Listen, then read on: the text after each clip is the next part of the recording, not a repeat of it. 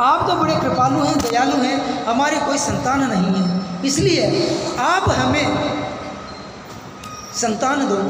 उन्होंने कहा राजन, संतान से सदगति नहीं होती है, अगर संतान हो भी गई तो क्या पता तुम्हें दुख भोगना पड़े। उन्होंने कहा बोले नहीं, हमें पुत्र चाहिए। तो महात्मा बोले ठीक है, हम हवन करते हैं। हवन किया, हवन के द्वारा आशीर्वाद मिला और महात्मा बोले कि जो पुत्र होगा उस पुत्र के जन्मने में तुमको बड़ा सुख होगा, लेकिन मरने के बाद उससे भी ज़्यादा भयानक दुख भी देगा। क्योंकि जब किसी का पुत्र जन्मता है तो कितना आनंद होता है, उत्सव होता है, और जब वही पुत्र यदि मर जाए अचानक तो भयानक दुख भी होगा। चित्रकेतु को पुत्र की प्राप्ति होती है, बड़ी बड़ी रानी थी, उसको पुत्र जन्मता है, उसका नामकरण जातकरण कर्म संस्कार होता है। चित्रकेतु बड़ा आनंदित होता है। एक दिन होता क्या है कि जो इसकी दूसरी रानियां थी उनको सोतिया डाह लग गया, यानी वो उसको सोच समझने लगी। क्योंकि राजाओं में यह प्रथा होती थी कि जो रानी पुत्र जन्म देती थी वही रानी पूजनीय होती थी, और वही रानी जो है राजा के कक्ष में रहने की अधिकारी होती थी। तो चित्रकेतु बड़ी रानी से बड़ा प्यार करता था, छोटी रानियों को बड़ा दुख होता था। तो उन्होंने एक दिन क्या किया कि राजा बड़ी रानी से ही प्रेम करता है, हम निपुत्र हैं, हमारे पुत्र नहीं हुआ तो राजा हमें चाहता नहीं है। तो उन्होंने सबने सलाह करके और उस पुत्र को जहर दे दिया, और जहर दे करके पल्ले में सुला दिया। जो चित्रकेतु का पुत्र था वो पलने में आराम से सो गया, जहर से उसकी मृत्यु हो गई। उनकी आंखें फटी की फटी रह गई, आंखें नीली पड़ गई। जब अधिक समय हुआ तो रानी बोली दासी से कि दासी जाओ पुत्र को उठा के लाओ, बहुत समय हो गया है। जैसे ही दासी गई तो पुत्र की स्थिति देख करके घबरा गई, उसकी आंखें फटी थी, नीली पड़ रही थी। जैसे उसने सहलाया तो उसके अंदर कोई प्रतिक्रिया नहीं थी। जैसे देखा दासी ने विचार किया कि तो मर गया, तो रुदन करने लगी और रो करके जाती, हाय राम मैं मर गई। रानी के पास गई, बोला क्या हुआ?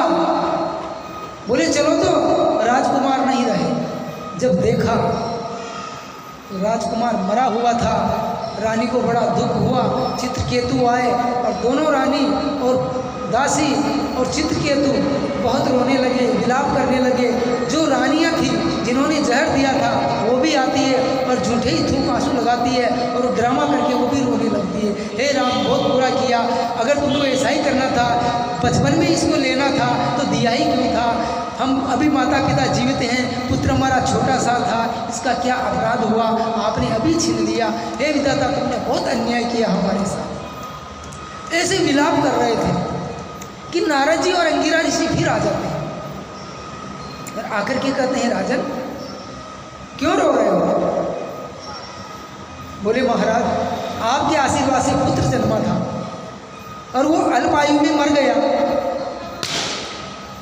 तो अंगिरा जी बोले कि देखो भाई मैंने आपसे बोला था कि पुत्र जन्मने में जितना सुख होगा उतना ही अधिक दुख पुत्र मरने के बाद होगा, इसलिए क्यों शोक करते हो, क्यों दुख करते हो? बोले महाराज पुत्र का दुख किसी नहीं हुआ, अरे बड़ी मुश्किल से तो पुत्र प्राप्त हुआ था। उनने कहा ये तुम्हारी मूर्खता है, ये मृत्यु लोक है, यहाँ जो आया है वो जाएगा, इसमें कोई संदेह नहीं है, इसलिए विलाप मत करो। लेकिन पुत्र मोह ऐसा होता है, विलाप करने लगे। अंगिरा जी ने कहा भाई अगर ऐसा ही है और नहीं मानते हो तो उस आत्मा को बुला दूँ? बोले बुलाओ। तो उस आत्मा को बुलाया और कहा कि सुनो इससे तुम्हारा पुत्र जो आत्मा है वो क्या कहता है? तो कहता है हे प्राणी तुम क्यों रो रहे हो, क्या दुख हो गया है? बोले हमारा पुत्र मर गया। पुत्र मर गया? बोले हाँ। बोले वो तुम्हारा पुत्र नहीं था? अरे तुम कितनी बार उसके पिता बने हो, वो कितनी बार तुम्हारा पिता बना है। ये संसार चक्र है, जीवात्मा आती है और जाती है, कोई पिता बन के आता है, कोई पुत्र बन के आता है, कोई पत्नी बन के आता है। मैं तो शुद्ध चेतन आत्मा हूँ, मेरा नाश नहीं होता है। और तुम इस शरीर के मोह में पढ़ करके विलाप कर रहे हो, ये तुम्हारी मूर्खता है। ये जीवन भगवान ने दिया है तो भगवान का भजन करो। यमराज जी भी उनको समझाते हैं और कहते हैं कि देखो, मेरे माता पिता ने मुझे बचपन में छोड़ दिया था, फिर भी मैं दुख नहीं करता हूँ। आकाशवाणी होती है, आकाशीय आवाज आती है। और इन मूर्खों को देखो, जिनके पति पत्नी पुत्र परिवार धन दौलत सब है, फिर भी विलाप कर रहे हैं। मेरा कोई नहीं, अकेला हूँ। छोटी उम्र में एक माता पिता छोड़ दिए, फिर भी आनंद से रहता हूँ। इसलिए मूर्ख हो, कोई किसी का पुत्र है, न पिता है, न पत्नी है, ये मिथ्या है सब। राम का भजन करो, इसमें फायदा है।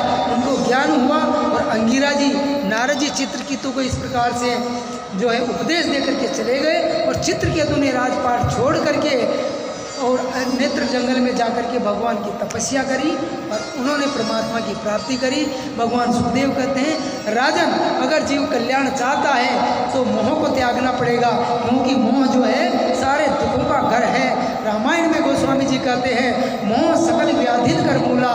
मोह एक ऐसी चीज है जो सारे दुखों का मूल है, जड़ है।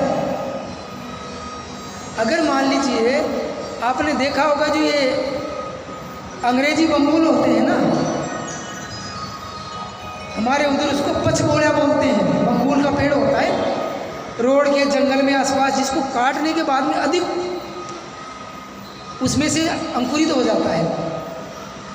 कितना ही काटो, जितना काटोगे इतना ही पड़ेगा। ठीक इसी प्रकार से जो मोह है, वो मोह ऐसी जड़ है कि जब तक वो नष्ट ना हो जाए पूर्ण रूप से, तब तक जीव को दुख देता ही रहेगा। और जीव को दुख के ऊपर दुख, दुख के ऊपर दुख आते ही रहेंगे, क्योंकि मोह सकल व्याधिन कर होगा।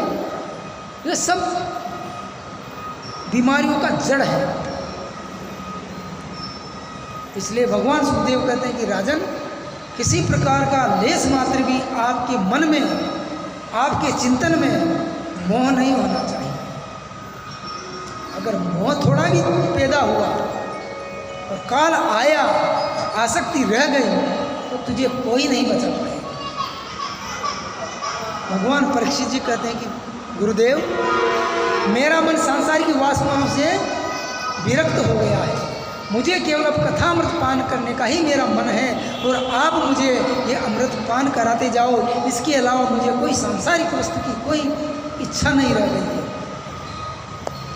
अब इधर क्या होता है कि जो दीति थी, वो दीति अपने पुत्र जो थे राक्षस, अदिति के देवता थे, दोनों बहनें थी और दीति के राक्षस थे। दोनों में लड़ाई झगड़ा होता था। जब राक्षसों का विनाश हुआ तो दीति को बड़ा दुख हुआ और उसने विचार किया कि मैं एक ऐसा पुत्र जन्मूं जो इंद्र को मारे। तो कश्यप जी के पास जाकर के प्रार्थना करी अपने पति से और कहा कि हे पति देव, मुझे एक ऐसा पुत्र दो जो इंद्र को मारे, क्योंकि इंद्र बार बार मेरे पुत्रों को मार देता है, इसलिए मुझे ऐसा पुत्र चाहिए। तो कश्यप जी ने विचार किया कि अगर इसको पुत्र दे दिया और ऐसा हो गया तो पाप हो जाएगा, क्योंकि देवता धर्म के प्रतीक हैं और राक्षस कौन है? अधर्म के प्रतीक हैं। अगर मैं अधर्म का साथ दूंगा तो बड़ा गलत हो जाएगा, लेकिन मेरी पत्नी है, अगर इसकी इच्छा पूर्ति नहीं करूँगा तो भी गलत हो जाएगा। तो उन्होंने विचार किया। तो कश्यप जी बोले कि इसको ऐसा व्रत बता दूं कि उसको कर ना पाए। अगर कर ले तो इच्छा की पूर्ति हो जाएगी, नहीं किया तो व्रत खंडित हो जाएगा, तो कार्य सिद्ध नहीं होगा। तो उन्होंने एक पुंसवन नाम का व्रत बताया और कहा कि देवी, अगर 1 वर्ष तक तो इस व्रत को धारण करके नियम से यदि रहेगी तो तेरा मनोवांछित फल देने वाला पुत्र जन्मेगा। भजन बोलो।